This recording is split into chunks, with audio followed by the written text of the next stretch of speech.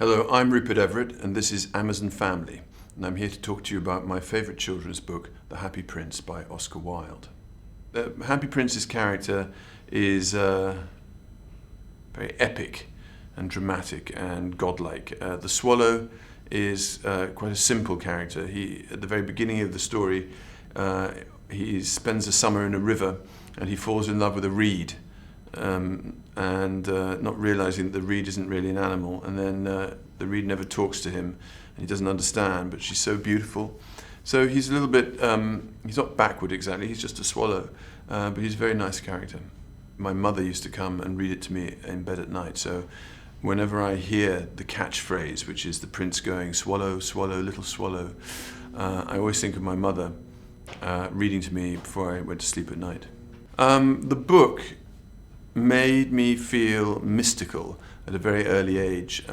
There's a line in it which I didn't really understand, and I still don't, when the Happy Prince says to the Swallow, "There is no mystery as great as suffering."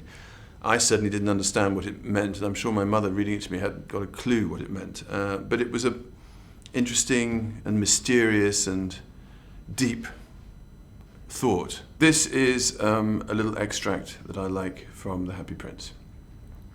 "Tonight I go to Egypt," said the Swallow, and he was in high spirits at the prospect. He visited all the public monuments and sat a long time on top of the church steeple. Wherever he went, the sparrows chirruped and said to each other, "Ooh, what a distinguished stranger." So he enjoyed himself very much. When the moon rose, he flew back to the Happy Prince. "Have you any commissions for Egypt?" he said. "I'm starting right now." "Swallow, swallow, little swallow," said the prince, "will you not stay with me one night longer?" "I am waited for in Egypt," answered the Swallow. "Tomorrow my friends will fly up to the second cataract. The river horse couches there among the bulrushes, and on a great granite throne sits the god of Memnon. All night long he watches the stars, and when the morning star shines he utters one cry of joy, and then he is silent. At noon the yellow lions come down to the water's edge to drink. They have eyes like green beryls, and their roar is louder than the roar of the cataract."